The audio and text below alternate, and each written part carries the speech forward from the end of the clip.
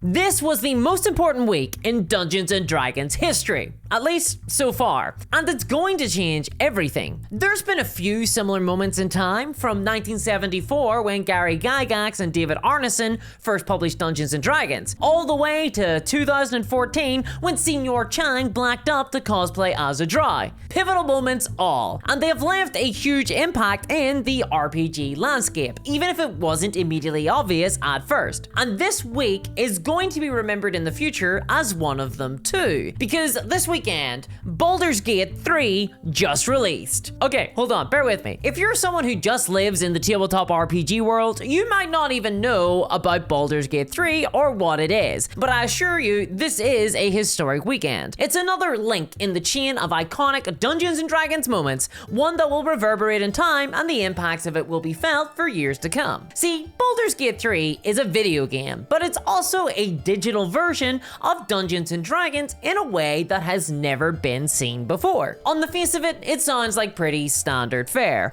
A classic fantasy RPG video game based on the mechanics of Dungeons & Dragons. We've seen that before. Temple of Elemental Evil, Neverwinter Nights, Planescape Torment, Baldur's Gate 1 and 2, the list goes on. But Baldur's Gate 3 goes further than any of those that have come before. Where those other video games treated Dungeons & Dragons the way that fashion brands treat their slave labor, utterly integral to their function, but they sure hope you don't pay attention to it, look at these flashy lights over here instead, Baldur's Gate 3 is proud of its tabletop RPG roots and positions them front and center. For example, where 2002's Neverwinter Nights would secretly roll d20s behind the DM screen when you attack a monster in real time, meekly showing those dice results in your chat log, Baldur's Gate 3 looks you in the eye and says, "Give me a roll." That's right, you make d20 rolls in this game. You test Arcana and you roll a d20 with all your modifiers clearly applied, and you succeed or fail based on your roll. Hell, passive perception checks are made for your character without your knowledge, and you're told when you succeed. Even your physical attacks are based on a d20 roll, and you roll 6d6 damage when casting a fireball. Or at least I think you do, I'm only level 3. You can even do the classic and ask your cleric to cast a cheeky little guided spell on you before making a roll. These guys think of everything. Even non-combat utility spells like Disguise Self, Talk to Animals, Speak with Dead are all actually valuable and do things outside of combat the way that they're valuable and do things outside of combat in a normal tabletop D&D game. With a little bit of creativity, they can even be the most important spells in your roster. The game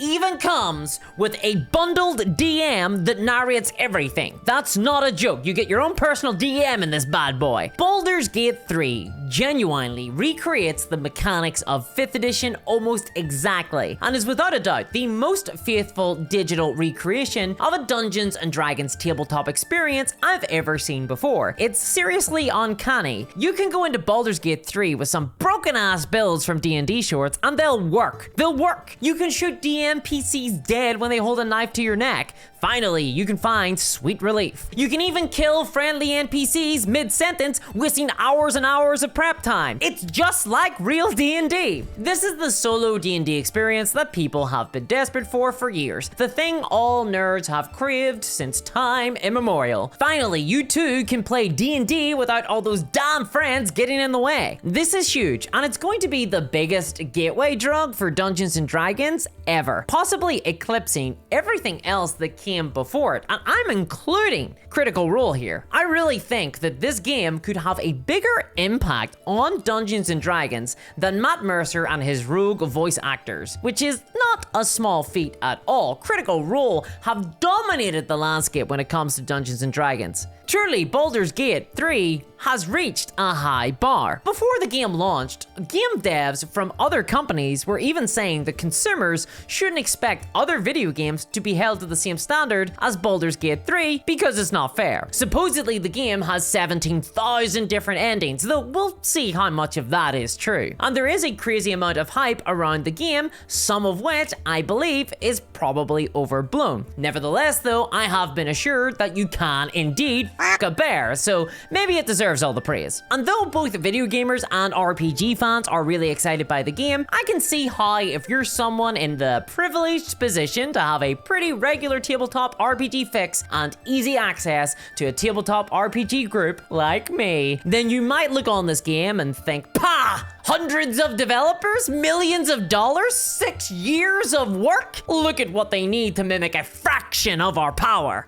Think, Mark! And yeah, I kind of agree. It's hard not to watch all the hype for Baldur's Gate 3 spill out of the video game press and think, yeah, it looks pretty cool, but I mean, it's still got nothing on a tabletop role-playing game campaign, especially when it comes to dialogue options. There's not a single bad French accented NPC in the game as far as I can tell. I rate the game 0 out of 10 as a result. Okay, just kidding. It might not pass the French accent test, but it passes most others. The game is fun, and it faithfully recreates Dungeons and Dragons in a digital space, unlike most other games. However, to be the next Critical Role, the next Stranger Things, the next Senior Chang, you'll need to do a lot more than just be a fun video game. You'll also need to penetrate public consciousness and leave a touchstone for the mainstream. And to be honest, I can't see how it won't leave that mark. It has already been a massive tentpole release, and even just going by the opening weekend, it has been incredibly successful by any metric.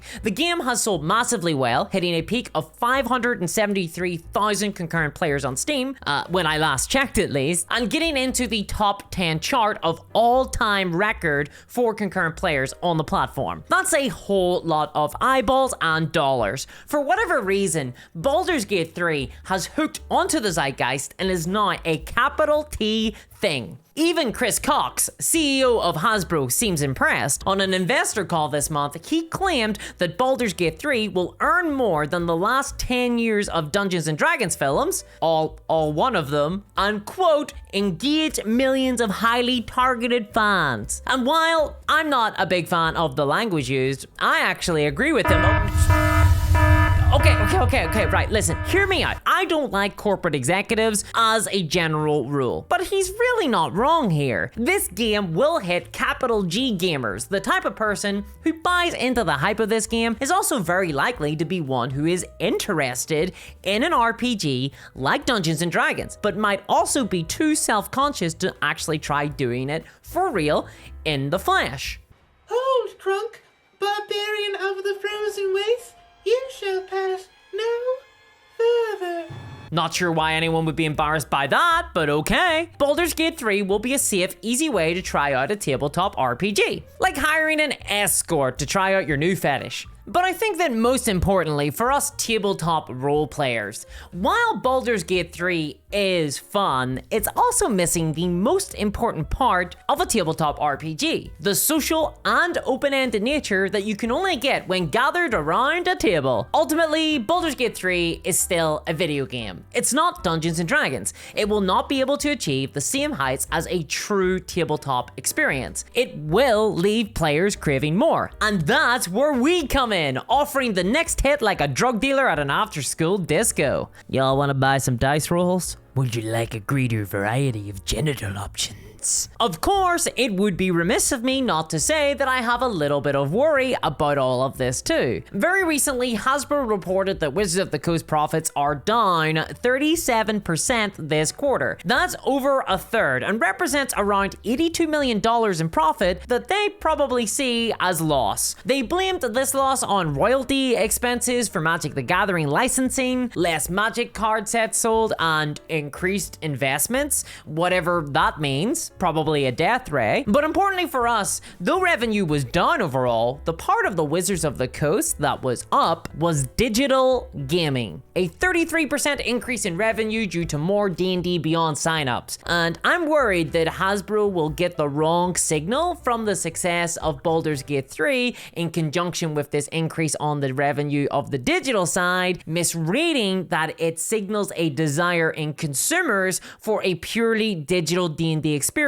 as a replacement rather than just a licensed video game that, while fun, is ultimately not the same thing as the tabletop experience. So yeah, Baldur's Gate 3 seems to be the best Dungeons and Dragons video game ever made, and it seems like it could eclipse even something as big and pervasive as Critical Role when it comes to the popular conception of what Dungeons and Dragons is. But here's hoping that it acts as a gateway for people to discover the magic of the tabletop game instead of becoming an excuse for Hasbro to transform the tabletop game into a digital one. And if you're interested in hearing about why hundreds of RPGs just got banned, then check out this video here and subscribe to the channel if you want to see more content like this one. I want to give a huge thanks to my patrons, especially CryptoKev, Mistress Arby, Novity, and Travis Hunter. I really appreciate it, guys, and I'll catch y'all next time. Bye bye.